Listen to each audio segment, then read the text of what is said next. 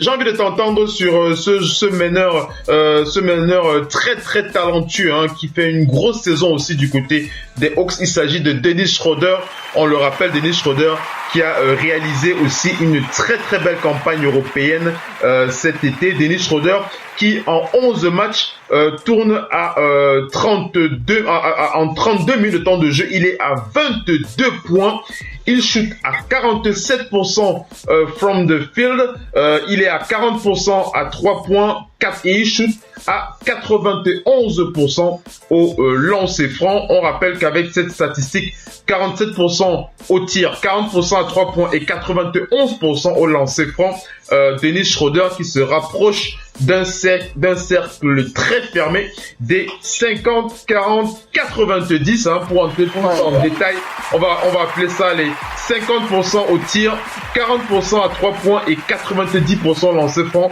Il n'y a que 7 joueurs, il n'y a que 7 joueurs dans l'histoire de la ligue dans ce cercle très fermé. Les joueurs actuellement en activité sont Stephen Curry et Kevin Durant qui sont dans ce cercle-là. Et les 3 autres joueurs à citer sont que Steve Nash, Doug Nowitzki et Larry Bird des Celtics de Boston. Donc on rappelle donc que Dennis Schroeder, avec ses stats actuellement, il est en train de se rapprocher de ce cercle très fermé des 50, 40, 90. Le mot pour Dennis Schroeder, une grosse saison, hein, pour ce meneur des Hawks. Ah mais c'est pas un nouveau, c'est un vétéran en NBA, hein, donc il a c'est quelqu'un qui a joué au championnat européen, il est habitué aussi des titres de l'Europe, non? 50% allemand, africain. Très bon meneur, hein, Gambien, c'est d'origine gambienne. Oui, Gambie, oui. 50, vu qu'il a la nationalité là-bas. Donc, très bon joueur, il a besoin d'avoir des gars, des atouts aux alentours pour pouvoir gagner plus de matchs un peu, non? Parce qu'à la fin de la journée, il ne peut que donner le meilleur de soi-même, mais il faut un suivi, tu vois, un peu, non? Il faut attirer d'autres stars, et ça va être difficile. Les Hawks sont plus les Hawks d'avant. Et puis Atlanta Hawks qui menaçait Miami, tu te rappelles, non, l'année où le monde. Oui, ce n'est plus ça, oui. Ils sont plus les mêmes Hawks, donc après ça, c'est un groupe qui est en reconstitution.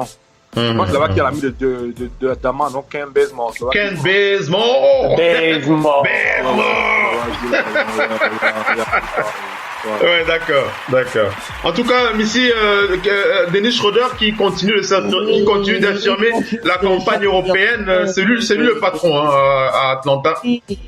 Et puis, il faut bien le dire, en ce début de saison, les Européens sont dominants. Européens, Porzingis, tous les gens qu'on a vus cet été à l'Euro. Ils sont dominants. Ils sont là. On n'oublie pas le champion d'Europe en titre, Goran Dragic, qui n'a pas gagné ce soir, mais il était là. Oui. Il n'a quand même pas joué l'Euro, mais il est là. Ça montre simplement une chose, c'est que les gens qui ont drafté tous ces joueurs ont eu le nez quoi. Donc, d'abord, les GM et les scouts sont quand même là pour voir. Parce qu'aujourd'hui, dans le temps, les Olajuwon, ils allaient à la NBA comme ça, ils allaient au NCAA. Lui, il a joué en NCAA, mais ils allaient à la NBA comme ça, sans background. Aujourd'hui, avec les réseaux sociaux, on regarde les matchs.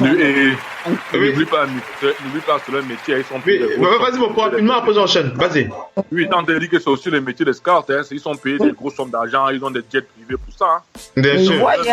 Ils vivent ça, en fait. Donc, quelque part, ils se doivent trouver la petite d'or pour avoir le prochain geek, tu vois, un peu. Bien sûr. Vas-y, rapidement, Missy. Il faut que j'enchaîne. Vas-y. Je te pousse un peu. Juste que c'est pas une simple affaire pour les trouver. Et quand on est là, ça fait ça comment bien. C'est sûr que ça fait beaucoup de bien, hein. Tu as tout à fait raison, Missy. Le Doc Onfi. Vous êtes bien sur Radio Hors Parquet, la radio qui vous parle de NBA, la radio qui vous écoute. Basketball, c'est mieux à la radio.